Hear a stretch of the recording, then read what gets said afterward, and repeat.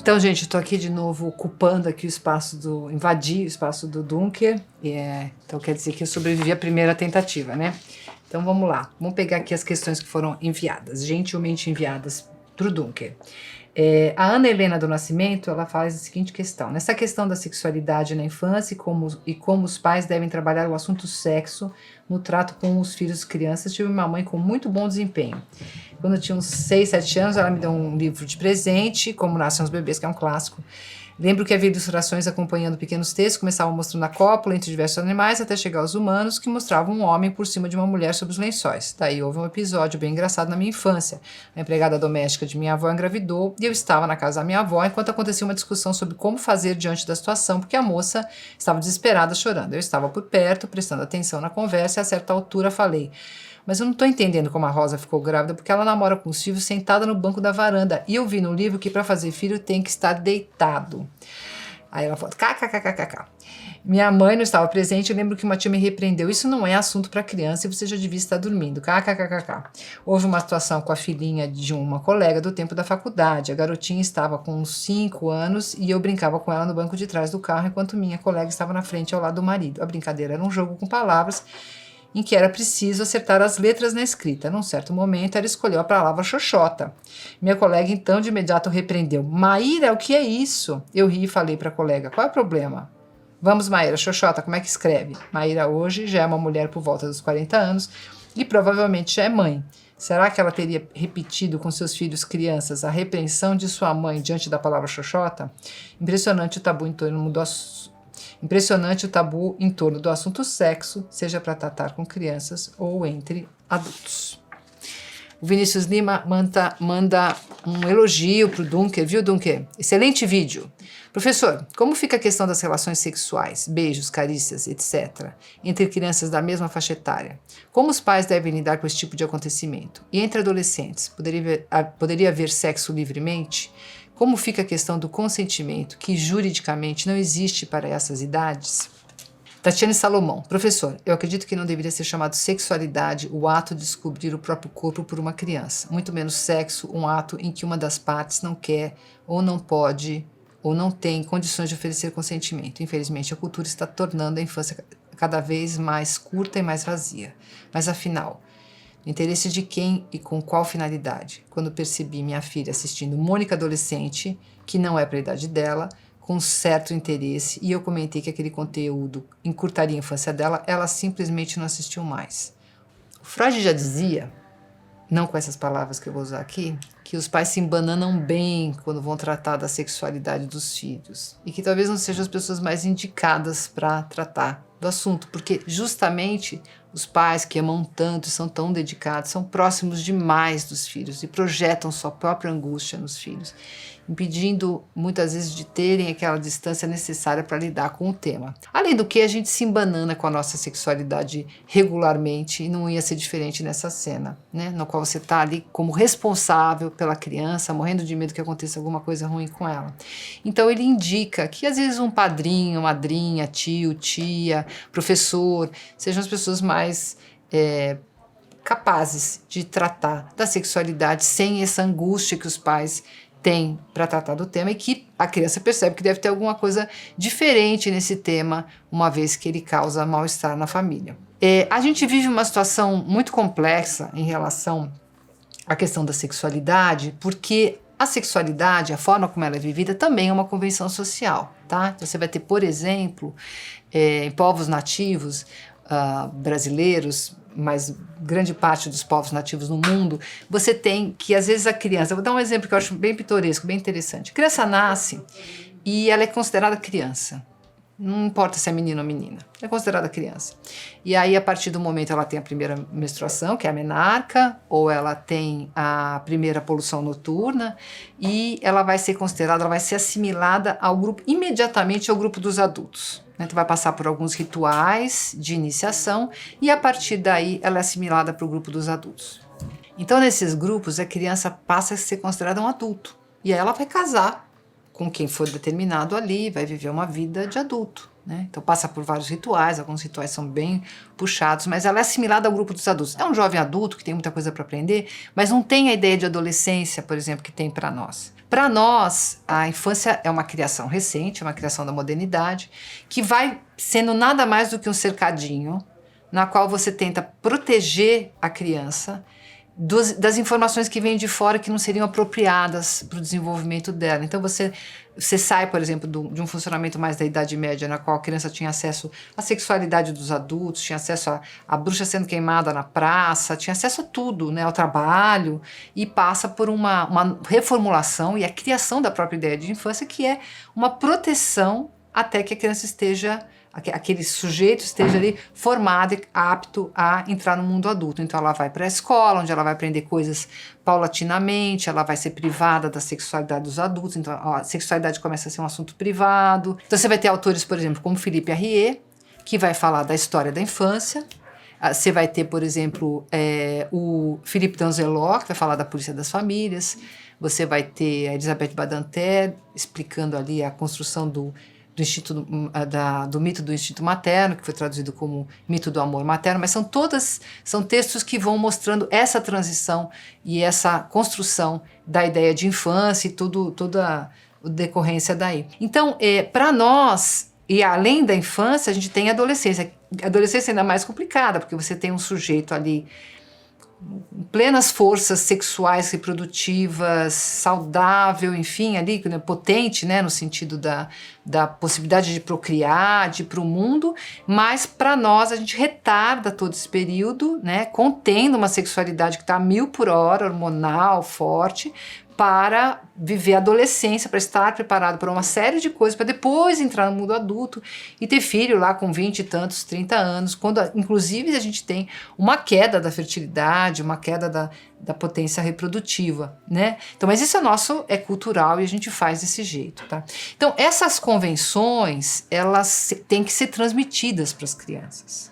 Elas não estão certas nem erradas, mas é nossa obrigação como pais transmitir para a criança aquilo que funciona na nossa cultura para que ela possa estar apta a entrar ali no mundo comum, né, no mundo público, com os sinais, os signos que funcionam para todos, né? O problema é que a nossa cultura é um tiroteio, né, gente? Não tem a homogeneidade, por exemplo, de uma cultura estável, onde as tradições vão sendo mudadas muito paulatinamente, né? Então a gente vai tendo alguma coisa que vai se repetindo, né? A gente gosta do novo e a gente vai introduzindo a criança num mundo muito heterogêneo. Eu acrescentaria um problema grande nessa questão, que é o fato da entrada do smartphone, né, que a gente tem na entrada do smartphone, a gente tem o furo da infância, porque você tem a criança com acesso a toda a informação na palma da mão.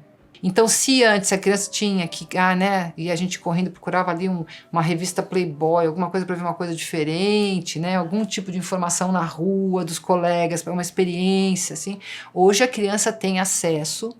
Todas as crianças têm acesso à pornografia na palma da mão. Você vai falar, mas eu não dei celular para meu filho, eu vou dar só quando ele tiver 15 anos. Tá? Mas ele está no mundo onde o celular está lá, mesmo que não seja o dele. Então, a gente vai ver que as crianças estão aprendendo sobre sexualidade na internet, com coisas muito inapropriadas, nada contra pornografia para adultos, feita por adultos, com consentimento, sem problemas, mas ela é extremamente inadequada para a criança, porque ela é uma mímica fake, é uma mímica, uma performance muitas vezes misógina, violenta, irreal, com corpos irreais, cenas irreais, onde não entra nada da questão do afeto, enfim, é uma outra chave de compreensão da sexualidade que não cabe para as crianças, tá? E é assim que elas estão sendo introduzidas. E você disser, bom, mas o meu filho ali foi agraciado com nunca ter visto pornografia, ótimo. Mas existe uma hipersexualização da imagem dos meninos e das meninas, né? Sempre cada vez mais jovens, né? O ideal de beleza feminino, por exemplo, é muito magra, quase sem pelos, né? Quer dizer, é muito pré-adolescente o corpo desejado pelas mulheres, né? Que mostra aí uma distorção, uma hipersexualização já da infância. Então, o que a gente tem? A gente tem um certo contrato, né, que ainda funciona de infância e adolescência, a invasão disso pelas mídias, e aí a gente tem o terceiro elemento. São os pais muito embananados com o tema e uma onda conservadora que vai falando para os pais, não vamos falar sobre sexo porque a gente vai incutir nas crianças algo que não está lá. Elas não estão pensando nisso. Não, elas estão super pensando nisso. Elas estão super tentando entender por que a fulana engravidou, como é que engravidou, como é que funciona esse negócio, né? Então a gente está cometendo todos os erros possíveis e levando a uma coisa um tanto catastrófica, né? Que são desde uma inibição muito grande na sexualidade das crianças hoje, um medo de intimidade, de proximidade com o outro, violência sexual, gravidez de crianças por crianças, porque se você deixa 2 crianças, uma de 10, como recentemente, outra de 13, numa circunstância que a gente não sabe exatamente como foi o caso recentemente alardeado, mas tem vários outros, né? Na qual a curiosidade, a excitação, a falta de orientação podem levar uma criança a engravidar outra. Né? Então a gente não pode cometer tantos erros assim. Tá, então o que está em jogo aqui? Nós temos regras, tem coisas que a gente não fala publicamente, tem coisas que a gente não faz publicamente.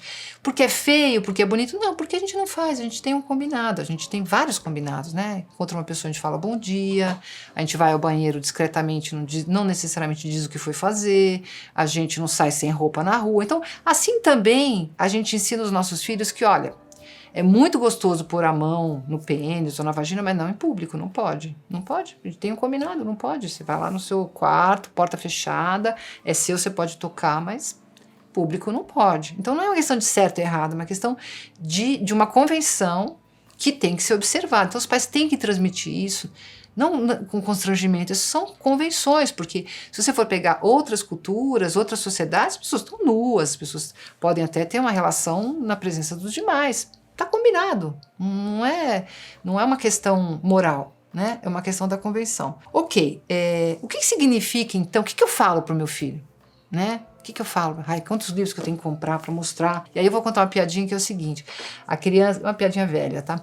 A criança chega pro pai, pra mãe e fala assim, o que é sexo? Né? E aí o pai e a mãe falam, pelo amor de Deus, deixa eu pegar o livro. Aí abre o livro, mostra todas as posições, mostra tudo, as abelhinhas, conta todas as histórias. E a criança com os olhos regalados desse tamanho, né? E aí, filho, agora você entendeu o que é sexo, né? Por que você perguntou, né? Como é que você chegou nisso? Fala assim, não, é porque aqui tem que preencher sexo, feminino ou masculino. Quer dizer, os pais já chegaram lá na frente com uma coisa que às vezes a criança nem estava pensando. E muitas vezes acontece isso, a criança está pensando no primeiro beijo que ela quer dar no coleguinha da escola, e os pais já estão dando camisinha. Então, como é que a gente pode saber o timing do filho, né? Em que momento que ele está vivendo, o que ele está vivendo? Escutando, né? Basicamente a gente escuta.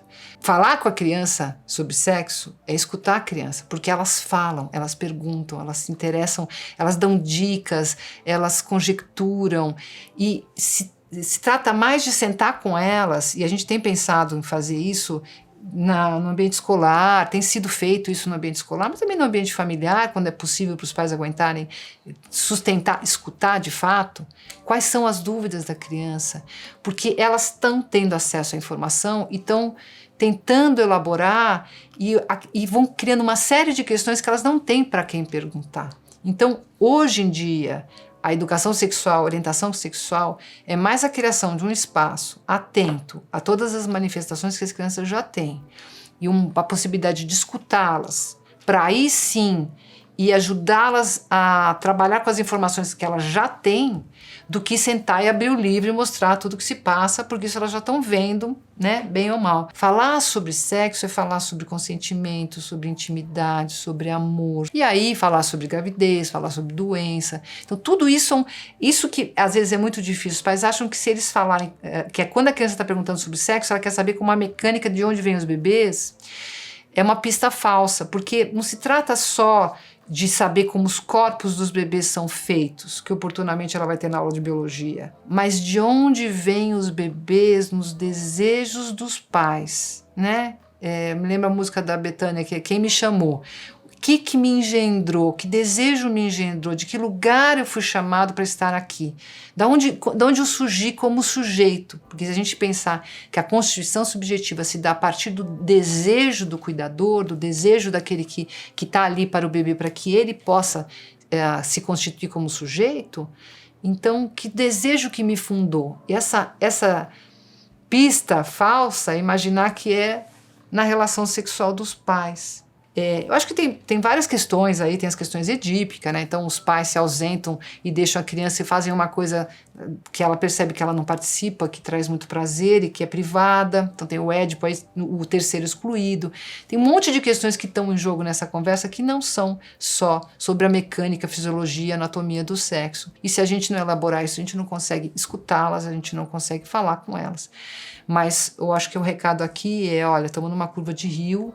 E se a gente não falar sobre isso, a gente vai continuar vendo diuturnamente crianças engravidando, adolescentes engravidando e adultos aí até, porque se a gente tem uma política hoje, por exemplo, uma política do governo na qual a solução para as gravidezes indesejadas, né, é abstinência, ou diga não, que é a política de avestruz, né? Porque vai dizer não até quando? Não vai ter sexualidade? E aí quando casa então vai dizer sim, mas então quer dizer que vai dizer sim e quer ter filho, ter sexualidade, ter uma vida sexual, né?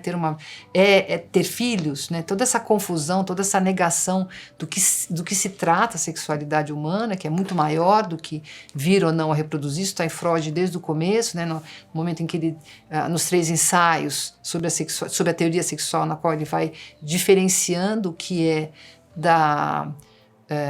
do sexual para o humano e do que é reprodutivo, que não estão colados, né? E a gente está falando de um texto de mais de 100 anos. Ainda a gente está hoje, por exemplo, numa política de Estado que é da abstinência, que finge que sexualidade e reprodução são a mesma coisa, ou todas caminham para a mesma coisa, né? Que é uma interpretação religiosa, não é uma interpretação de um Estado laico para se haver com as gravidezes e os adoecimentos, né? Então, basicamente, era isso que eu queria trazer para vocês. Bom, para mais informações sobre sexualidade, adolescência, pornografia, né? Aqui no Aqueronta Movebo. Mas então, né, gente? Você viu o que acontece? Você abre o seu coração, as portas dessa casa, a pessoa vem, arrasa e ainda me apronta essa, né? Tirando o sarro aqui do velho tio Cris. Tudo bem, Vera?